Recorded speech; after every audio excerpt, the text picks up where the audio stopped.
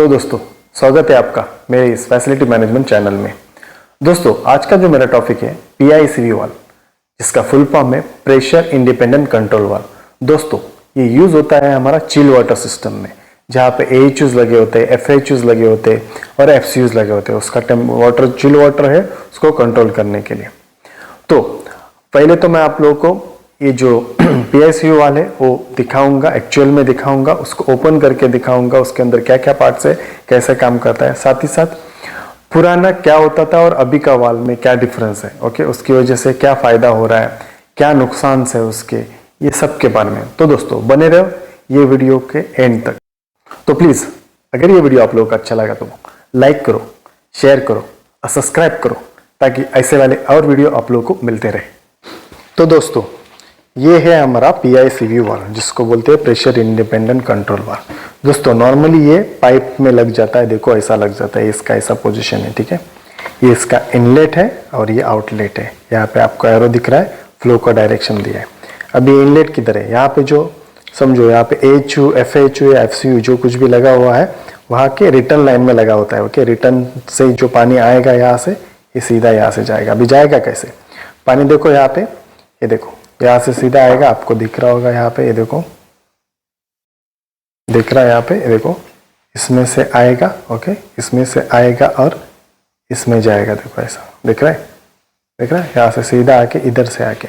अभी ये क्या है, ये दोस्तों ये है उसका हार्ट बोले, ये मेम्ब्रेन है, देखो यही इसी का तो मेन काम है। इसके लिए तो इसको, इसी की वजह से इसको प्रेशर इंडिपेंडेंट कंट्रोल वाल्व बोला जाता है। मतलब क्या है इसका, सपोज आप इधर प्रेशर कितना भी आ जाए, प्रेशर का कितना भी प्रॉब्लम हो जाए, अप और डाउन हो जाए, पर इसको हम लोग GPM जो सेट किया, एग्जांपल 50 GPM सेट किया है, तो ये 50 GPM ही जाने देगा, ठीक है। तो यही इसका काम है, इसका मेन काम यही है, ठीक है। अभी यहाँ से जाने के बाद अभी ये इसका काम क्या है, ये एक्चुएटर वाले, देखो एक्चुएटर वाला दिख रहा है आपको, ये एक्चुएटर है। और ये एक्चुएटर किसको लगा होता है, BMS को लगा होता है या थर्मोस्टेट से लगा होता है।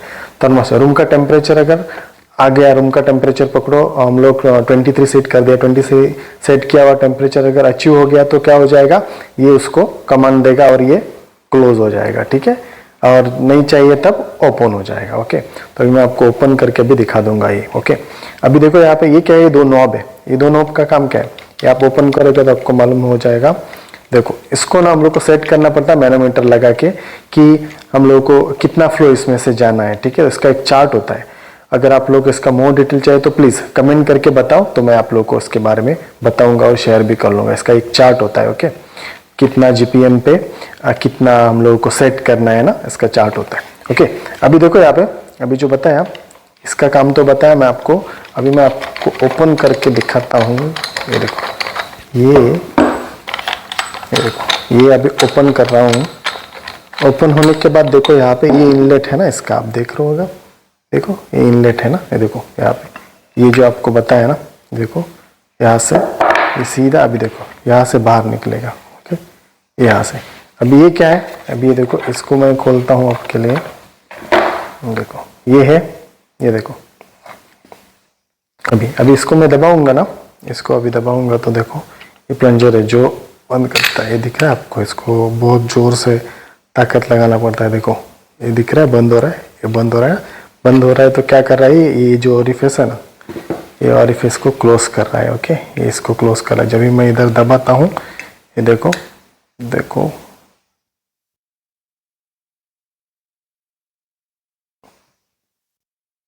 देखो इसको क्लोज कर रहा है, ठीक है। तो पानी जो यहाँ से आ रहा है, यहाँ से आ रहा है, यहाँ से आ रहा है, यहाँ के अंदर से ऐसा आ रहा है, तो ये एक्चुएटर वाला देखो इसको ओपन क्लोज करेगा, ठीक है। तो ये इसका काम है, ओके। ये देखो ये एक्चुएटर इसके ऊपर ऐसा लगा होता है, ठीक है दोस्तों। होप आप लोगों को ये समझ में आया होगा।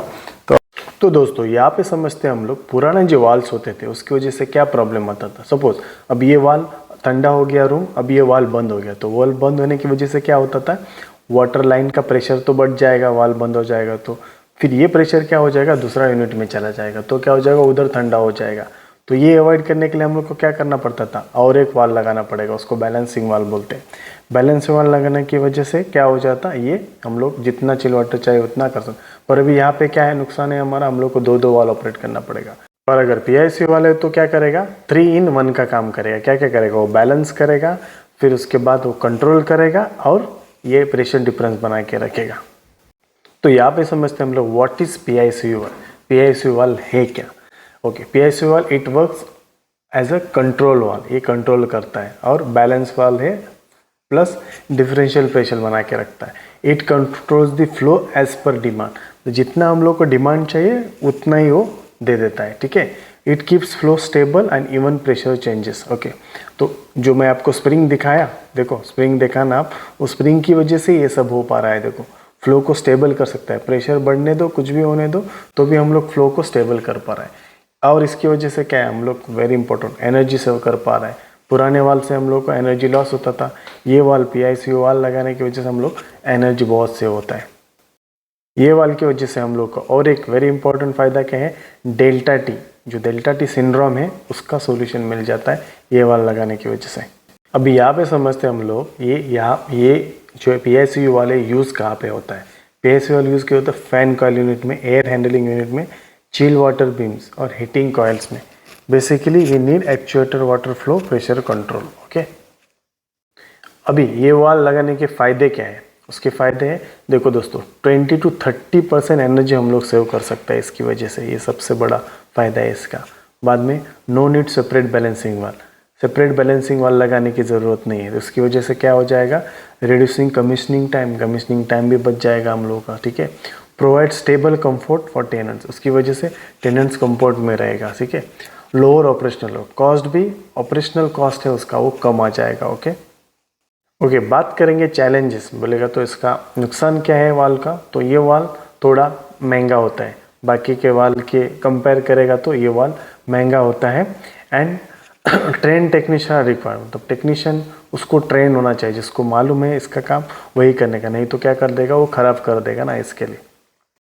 तो दोस्तों अभी कंक्लूजन क्या है, PICU चिल वाटर सिस्टम के लिए एक स्मार्ट सॉल्यूशन है। ओके, ये कंफर्ट बढ़ाता है, इसकी वजह से हम एनर्जी सेव कर सकता है, और प्रॉब्लम्स इसकी वजह से कम आता है।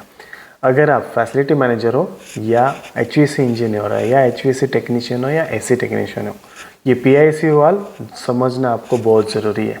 तो दोस्तों ये वीडियो आप लोगों को अगर अच्छा लगा तो प्लीज़ लाइक करो, शेयर करो और सब्सक्राइब करो, ताकि ऐसे वाले वीडियो आप लोगों को और मिलते रहे।